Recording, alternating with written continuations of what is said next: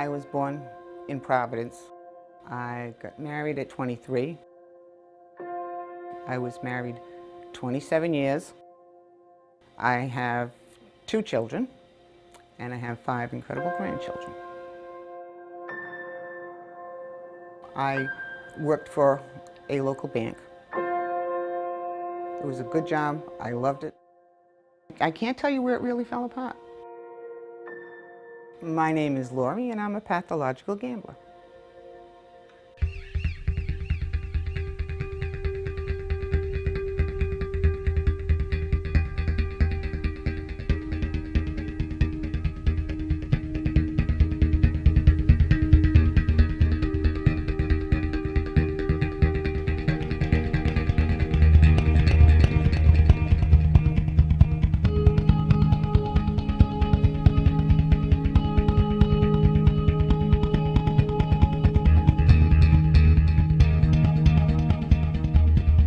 First time I went, I'm halfway through a roll of quarters, I hit this little mini jackpot for like $250. Well, I thought this was wonderful. The worst thing that ever happened to me was that I actually won some money. I spent hundreds of thousands of dollars trying to replicate the feeling that I had winning 400. Often people start playing out of a genuine desire to win. It's thrilling, it's exciting, it gives you a kind of little spike in energy. However, once you interact with these machines, the dynamic changes. And what you get out of these machines is not necessarily the excitement and thrill of winning, but the kind of pleasure of being in this rhythmic zone.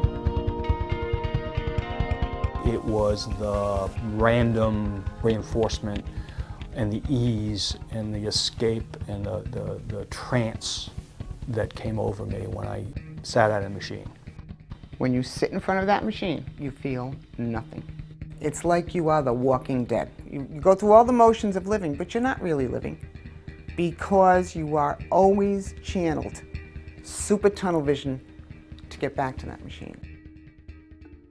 I have my regular life where I'm at home, the wife, the mother, go to work, and then I have my casino life where I spend many hours at the slot machine, and you're just a totally different person.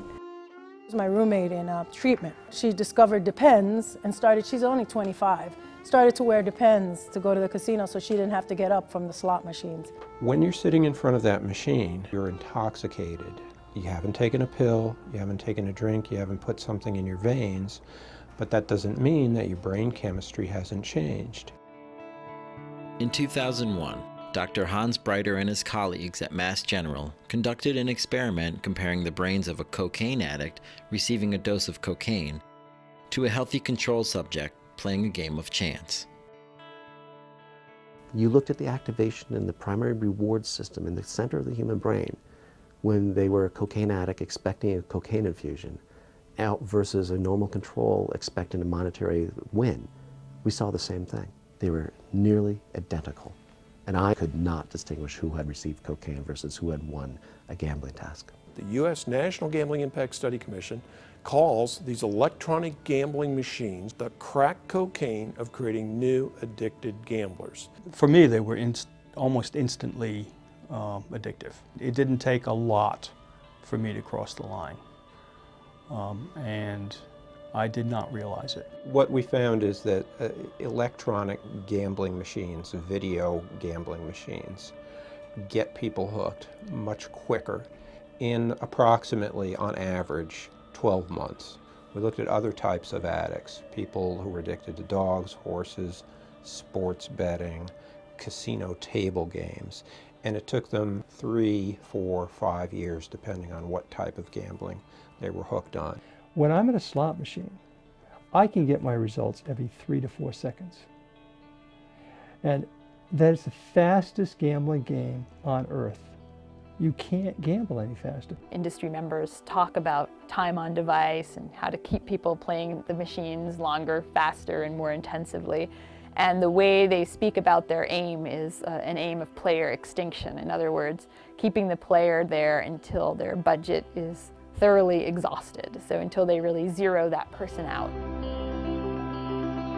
The insurance policies, my 401k, it all went into the machines. I know one night in particular where I had 18 $100 bills from the payouts. And by the time I left there, I didn't have enough money to buy a Dunkin' Donuts coffee on the way home. It could run to thousands of dollars a week. It could run to thousands of dollars a day in losses. I've turned into a liar, a schemer. I've taken money from my children's account, taken out loans behind my husband's back. And just recently I had pawned my jewelry to finance my gambling habits. I had embezzled money from where I worked. I was terminated, and it took almost 13 months before the knock came at the door. State police.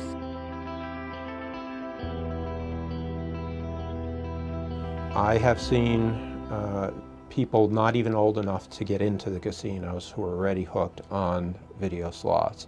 I've seen people in their 70s and 80s, black, white, well-to-do, impoverished, graduate school educations, not finished high school, people who don't have any prior psychiatric history, depression, alcoholism, any kind of history of therapy, people who are gainfully employed, pay their taxes, raise their families, send their kids to college. I think given the right circumstances, almost anyone could get hooked on slots.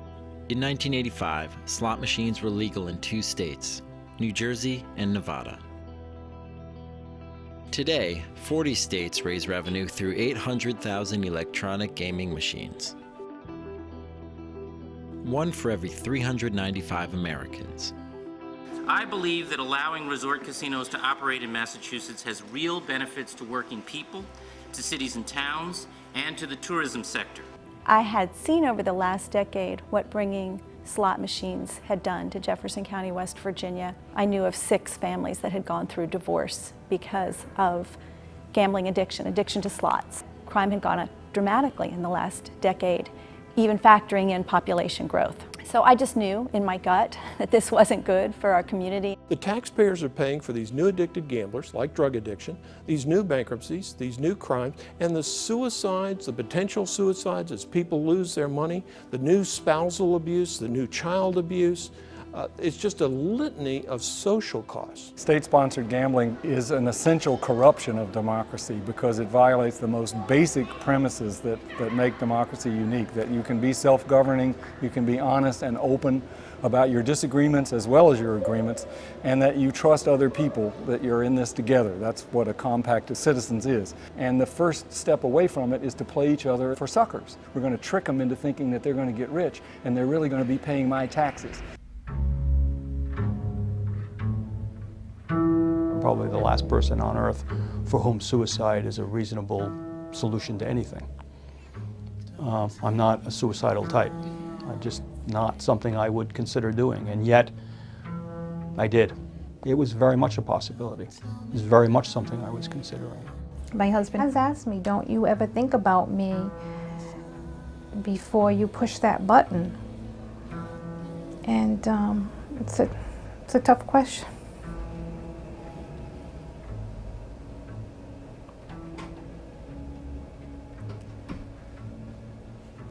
Because once you get in there, it's like nothing else matters.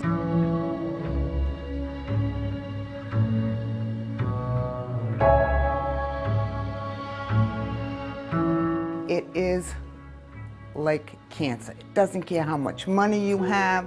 It doesn't care what your background, your ethnicity is, whether you go to church or you don't, whether you have an education or you don't.